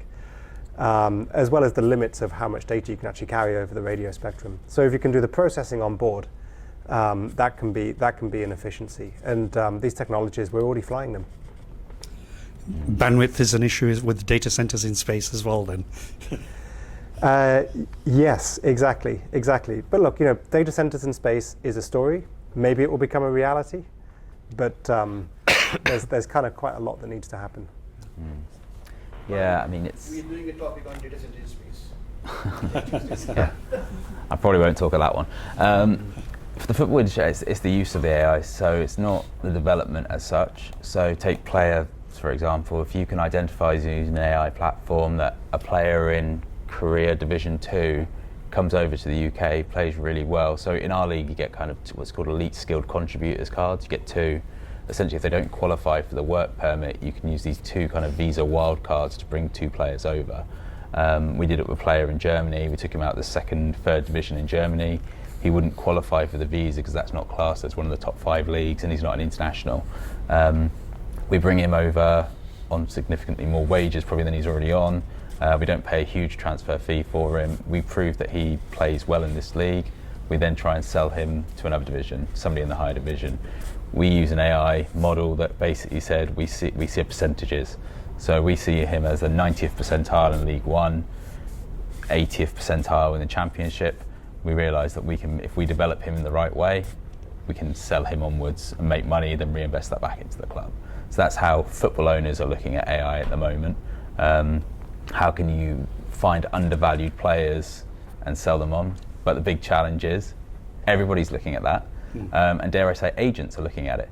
Agents are using these tools now to find the players, to bring them on their books. So just having that isn't a real advantage anymore. There's a team that's actually in our division, Lincoln, who went very heavy on AI for set pieces. Now set pieces, and Arsenal are quite notorious for this season, are doing very well in football due to set pieces. So that's corners, free kicks, throw-ins. They're running models to analyse, Lincoln analysed, I think, free kicks from corners from all over the world, found the optimal way to do it in our division, and then mapped how they would do it against each team. They had the goal, they'd have the most set piece goals in League One. Last season, they had the most set piece goals in English football. So I think 35 of the 50 goals they scored, or 54 goals they scored, were from set pieces. And they put that down to, they went all in on AI to be able to do it. We can't work out who they're using. We're trying to find out who they were using, but it was showing if you do it right, and then you translate that onto the training ground, because that's one of the big challenges. You can find out the most optimal way to score a corner, but you then need to translate that from the model to the coaches to the pitch. And it's not a quick thing. It's not just a case of saying, yeah, you need to stand here and he's going to hit you 90% of the time on the penalty spot, because football doesn't work like that. Teams scout you and they watch how you do your free kicks, they watch how you do your corners, and they set up to play against you that way. So you've got to constantly change how you're doing it, but that's how they're using it. Everyone would like to say that they create their own models, they create their own things, but they don't. The only team that I've seen that have done it well is Brighton. And they always make sure that they stay ahead of the curve. So they have, I think it's called Starlers, what their company is. And then they have Jamestown Analytics underneath. Essentially do similar things, but not to the same scale as Brighton have it. And they kind of go like that. So they've taken, I think it's Hearts in the Scottish Premier League. And they're on course to win the Premier League up there. And that's a big part of that is the data side. So we see the value, but it's how do you maximise the investment? And this is the challenge, right? There's teams that have brought AI in and been criticised for it. Yes. That's Sheffield United, I think, were pulled in front saying they signed 3 players using AI and they've not materialised. Well, you can't judge a player on 6 months in the country. These are longer term investments that you have to make in a player. Gyökeres is a great example. When he was at Brighton, it didn't work out from there. He went to Coventry and then he goes to Portugal and now he's at Arsenal. It's a longer term realisation, especially in football, because players might not hit the ground running straight away, but in the longer term they show the value, they get the results, and then that's where you get your value back from the AI investment. Hi everyone, this is Rishik. Thank you all the panelists and the audience for the wonderful discussion, the insights and the commentary. Truly appreciate it. Just by way of introduction, I'm Rishik. I work for a company called ServiceNow, where I am heavily advocating AI to my clients, prospects, etc. And I'm in the world of risk and compliance, which is one of the angles that I'm looking at from an AI perspective, and my question is like that. But I just wanted to say that, since we have Stuart on the panel, I'm a Reading FC supporter, a season ticket holder. Go Royals! Just wanted to shout out before we get into the question.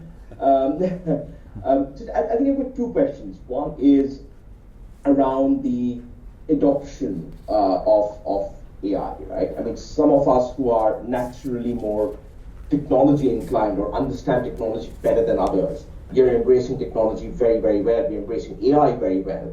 But a mass, a very large number of people in the workforce, be it IT, be it banking, be it industry, manufacturing, so on and so forth, are struggling to get their head around AI. I mean, for them, just popping a comment or popping a command on ChatGPT is the best use of AI, but there is a world beyond that. Mm-hmm. So how are you sort of making AI simple in your organization so that people who are not from the world of technology can embrace it in the best possible extent, right? So that's question number one. Mm-hmm. And time permitting, my question number two would be, coming from the world of compliance, is what about ethics in the world of AI? How do you see ethics sort of driving some of the direction we take when it comes to adopting AI, using AI, and potentially passing it on to the next generation? So we'd love to hear your thoughts on that. Thank you. Take that first one, because I can do it from the football perspective. Yeah, do it from the football. I mean, first, I said we need to use AI to get rid of that Liverpool scarf above your shoulder.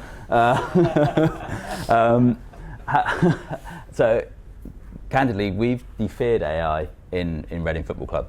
So I think one of the biggest challenges we had from a cultural perspective was people feared it.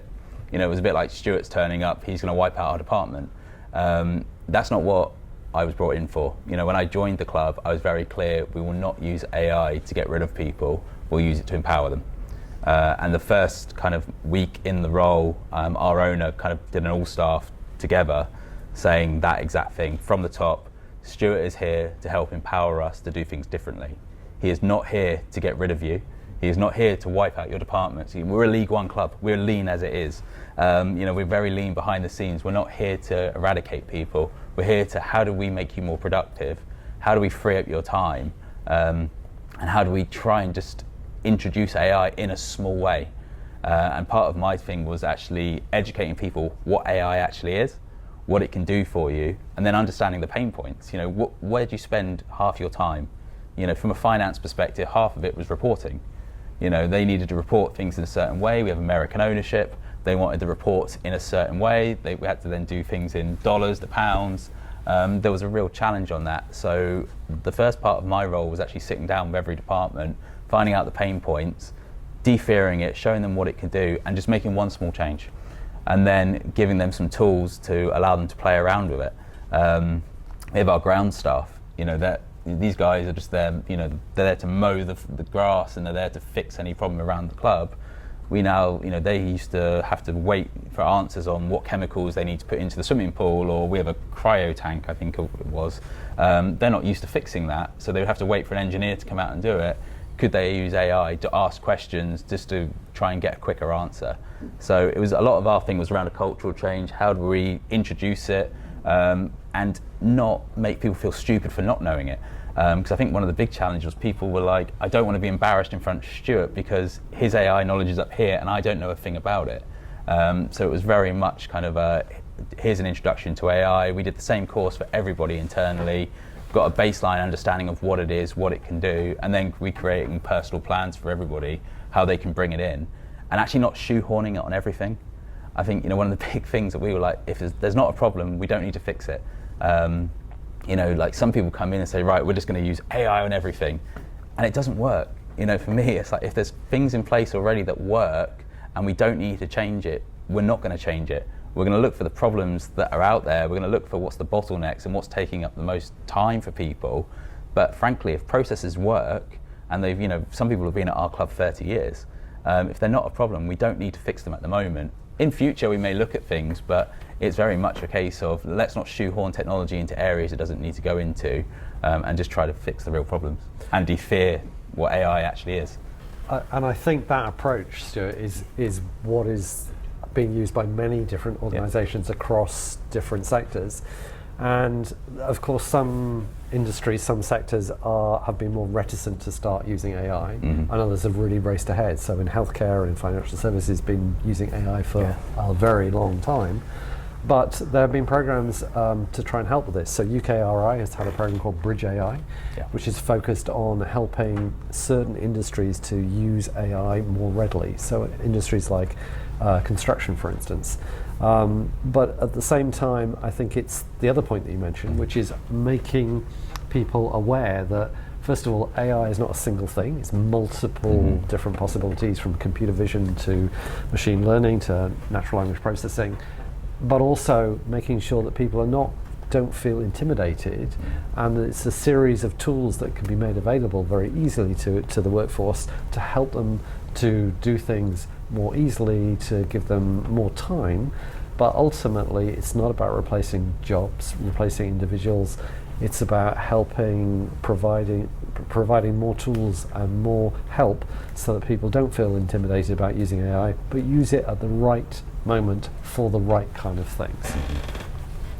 And in space? Well, I work with a bunch of elite aerospace engineers. They came with a digital Swiss Army knife already that was pretty full. So they seem to be quite okay picking up AI and using it intelligently. And just the second question, Rishik, about safety and compliance and things. UK has been kind of in a good position, I think, for quite some time in this area. So the first AI safety summit took place in London, and that has morphed into what we've just seen in India. But I think also the AI Security Institute, which is a kind of leading voice in that area, is trying to make sure that AI in the UK is developed in a safe and secure, responsible way, and that's not the case in all countries around the world. And we don't do everything perfectly, but I think at least in that space we are pretty reasonable. Hi, so my name's Anika Marquez, and I'm a recent graduate from University of Warwick. So actually my question was towards Mr. James. So what are the current interests or the trends in the space industry looking like? Especially since the advancement of AI, how are governments or militaries or even private companies harnessing that, and how would you say or think demands and focuses have changed since compared to, say, maybe 5 or 10 years ago? Yeah, so 5 years ago and 10 years ago are both quite big changes. So what are we on now, 2026? So 10 years ago, there was no such thing as Starlink, which is Elon Musk's thing. That didn't really exist. 5 years ago, we were in COVID. The proliferation of a lot of these space systems within these middle powers, so like a whole bunch of countries that otherwise weren't in space, launching their own systems and saying we want to have pictures and things like that, and we want to have, and then moving into a resilience and a security agenda. We're now creating, we now think of our armed forces as having like a space command, which now many countries do. That's really a last 5 years thing. And then the move away from the general discussion on sustainability towards and economic growth as a dominant policy paradigm within space towards stuff which is now security, defense, and resilience. And you see everyone, and you saw a whole bunch of companies, space companies, across many fields, from one day to the next, saying, we're here to solve the digital divide and blah blah blah. We're here to support national security. Same guy, same company, 2 weeks. IPO. To some degree, that's actually more honest, because the role of the government and the government money in space was always dominant. There is of course private sector, so just in the way in which I might have a mobile phone and I pay that, and that's a private thing. I'm not a government. So satellite communications would sell broadband to a ship or to an airplane or something like that. It's not necessarily a government thing as well. But the government role in space was really big, particularly on space infrastructures, satellites, building constellations, and even acquiring lots of the data as well. there was a bit of a kind of like a myth that the commercial sector was really driving space, when actually a lot of that was really governmental money, sometimes even flowing through companies and then flowing back out in R&D grants as well. So I would say in the last 5 years, you've seen the kind of, the emperor's clothes have come off, and it really is about government, much more of a focus on security and defense and what's called resilience.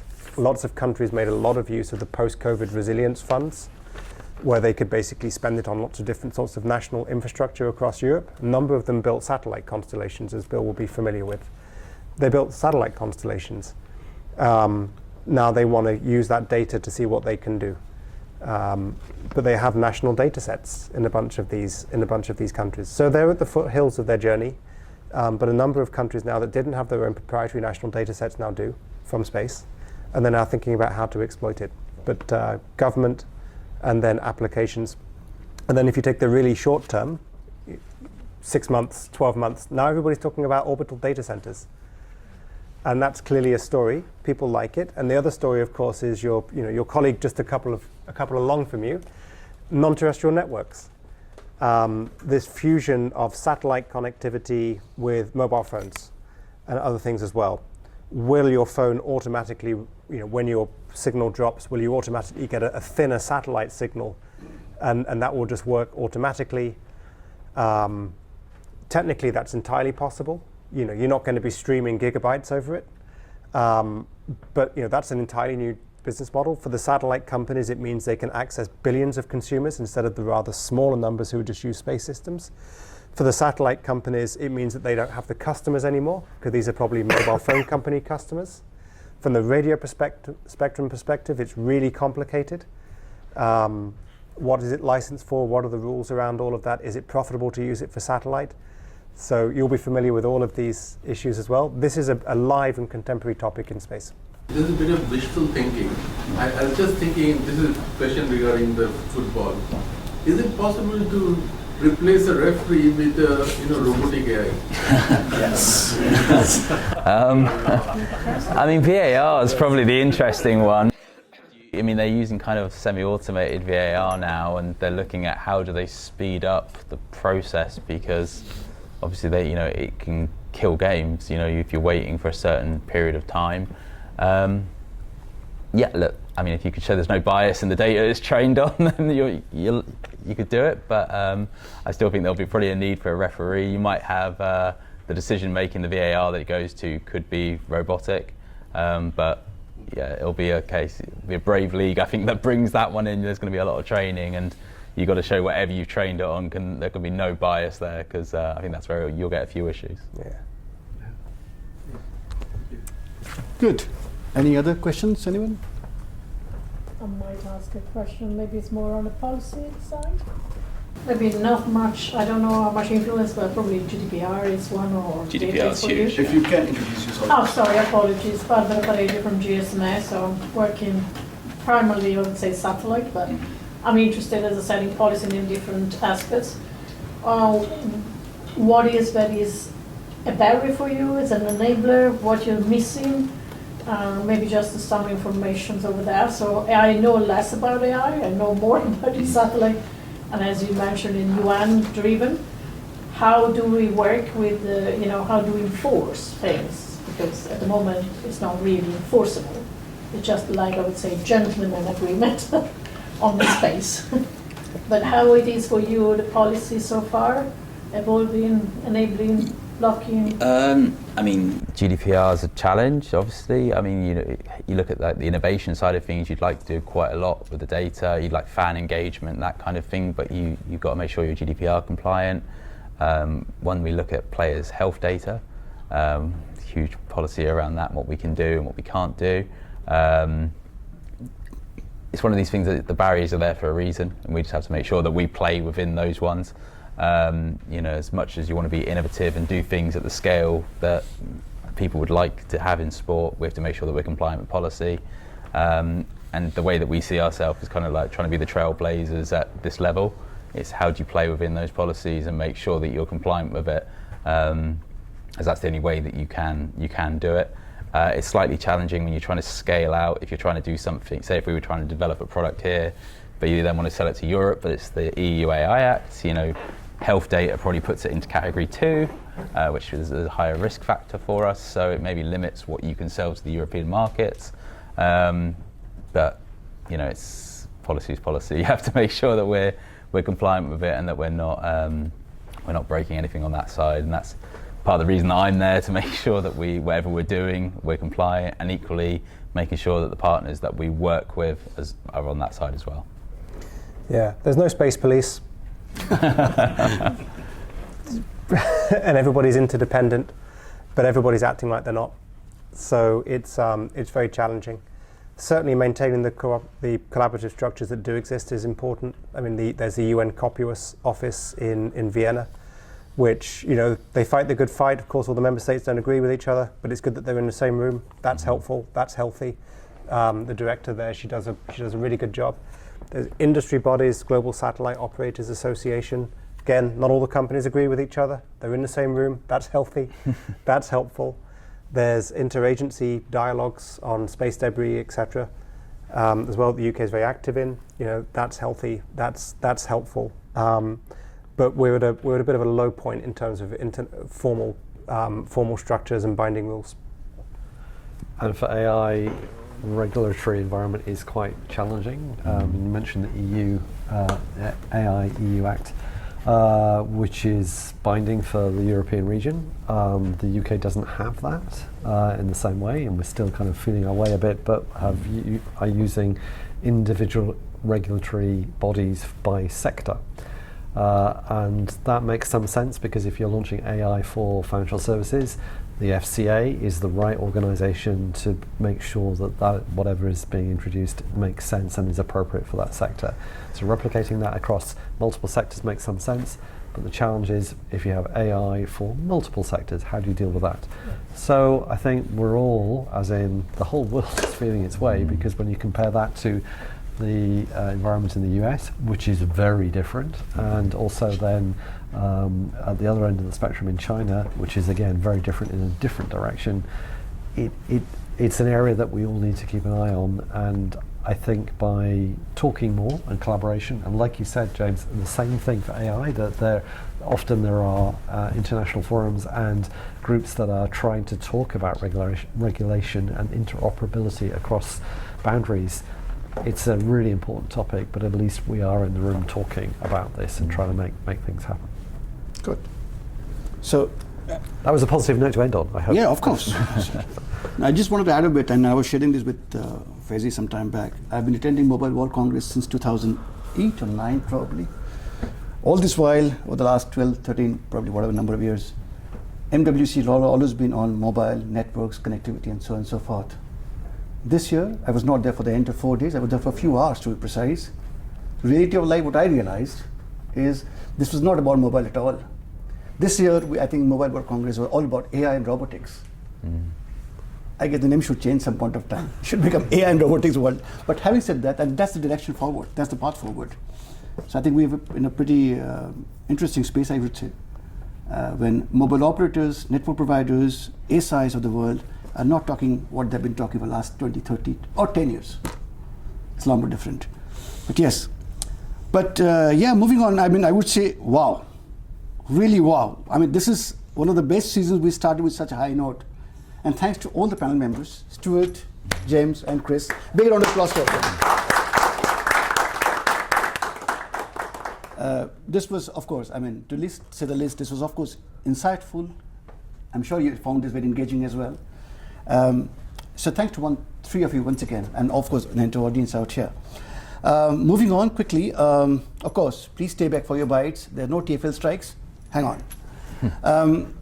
Couple of quick things. Historically or traditionally speaking, Tech Tuesday UK, for every season we've been sort of organizing or producing 13 or 14 episodes. For this particular season, which is season 4, we are planning to produce 22 episodes. That's quite a bit, in partnership with GSMA and other hosting partners. So there's a lot happening this year in this season. So stay tuned, keep following us. The next episode is happening on the 14th of April. That's on agentic AI. So please Stay tuned, inform your friends, folks, and everyone. In the month of May, that's on the 5th of May, we're doing quantum and AI. That's another AI subject, and obviously a big one. So yeah, that's, and for more information and more topics, forthcoming topics, please follow us on our website, which is www.techtuesdays.UK. Thank you once again for joining us this evening, and please enjoy the drinks. And a big round of applause once again for everyone.